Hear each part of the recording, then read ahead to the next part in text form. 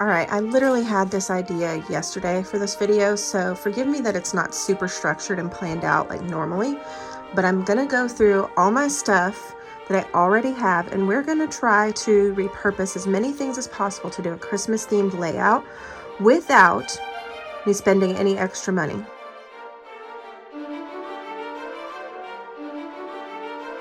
For this project, we're going to be using construction paper for the first portion. I used red and green as I didn't have a pack with any other Christmas colors, but you could still also use any of the papers I've mentioned already.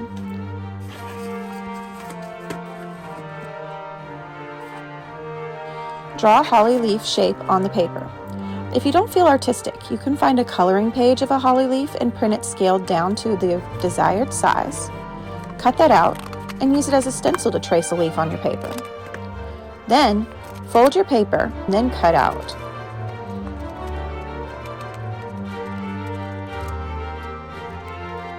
Then you only have to draw one leaf and can cut multiple pieces at once. Another option is to fold the paper in half, draw half of a leaf on it, and then cut out.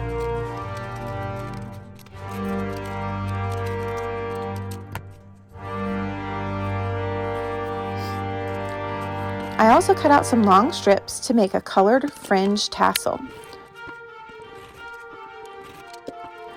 I split these into groups of 2 and cut up the open ends to make the fringe and then set aside.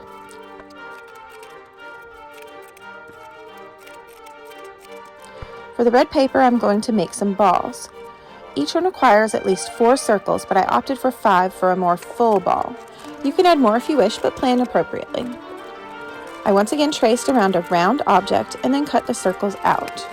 I did this with 2 different sizes.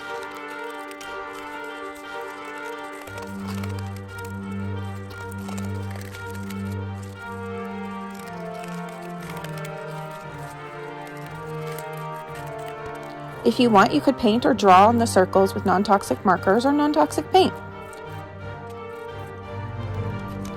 After clearing my space a bit, I folded each circle in half. Glue one half of the circle to another. Repeat with the next until you have all 5 glued together. Then glue the last circle to the first one and you have a cute 3-dimensional ball. Do not put your glue all the way to the center of the circle. Just put enough to hold the pieces together. This leaves a gap at the center that we will use for toy making later. For my final paper pieces, I'm repurposing some more paper bag, but you could also use cardboard from cereal boxes, soda boxes, or any other box. I traced a cookie cutter a few times on my paper, and then I realized that I could trace it just once and fold it in an accordion shape and then cut out.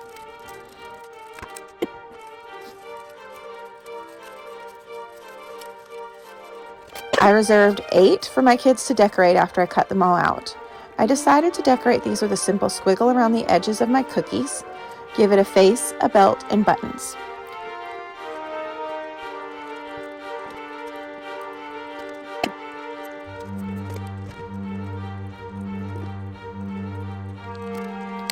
Last, I punched a hole in the cookies' heads, the tops of the balls, and the tops of the fringe. I punched 2 holes.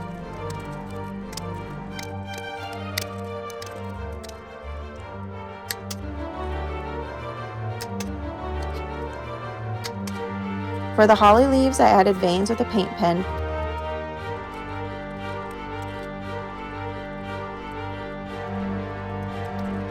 But a marker works too, as you can see here. For the garlands, I measured out a length of twine about double the length I wanted my finished garland to be. Tie a loop on one end, and then thread an item on the cord. To hold in place, loop your cord through a second time. I alternated between the green tassels and red balls for the first garland, leaving some space in between each item.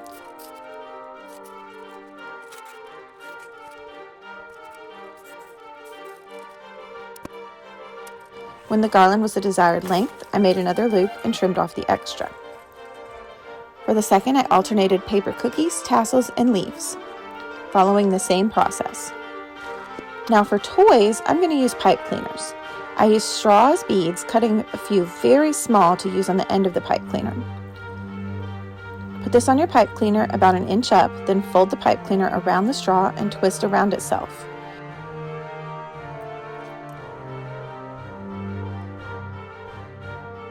Next, thread the items onto the straw till it's the desired fullness. This is where that gap in the center of the paper balls come handy. You can thread the pipe cleaner through the middle no problem and fill a large amount of space on the pipe cleaner.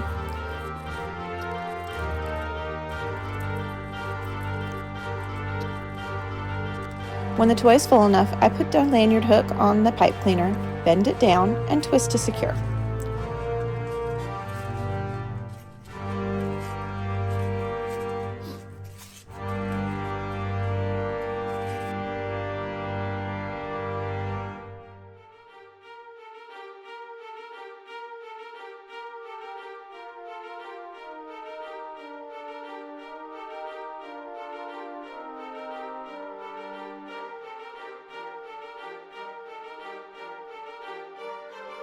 If you can't buy items that are red or green or whatever color you wish, do not fear. You can gift wrap those items so they match your decor. My basket in this clip is green, so I could have left it unwrapped, but I wanted to use it and show this process. You could also use a wrapped box with the flaps cut off and secure that to the cage with pipe cleaners instead. Secure the wrapping paper with a few dots of hot glue wherever needed.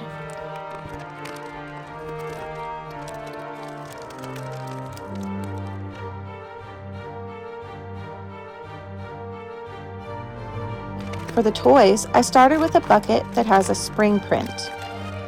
Wrapping this was a little bit tricky. I wound up cutting the paper to fit around the handles, leaving a big gap by accident.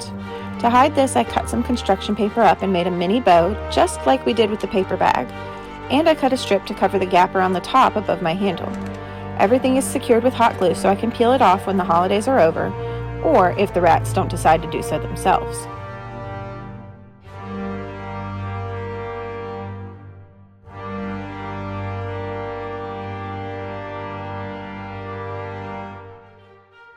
This toy is one we made on my channel a bit ago. I simply cut some strips about the height of the sides of the toy and wrapped it around, securing in place with a dot of hot glue on each side and at the end.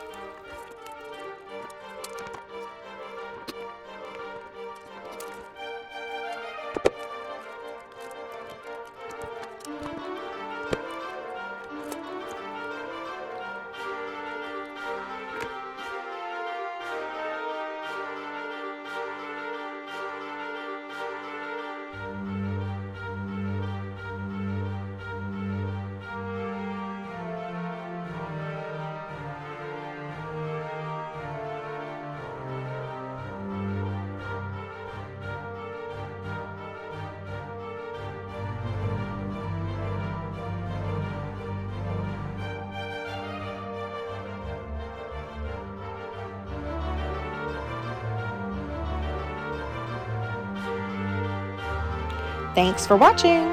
Bye!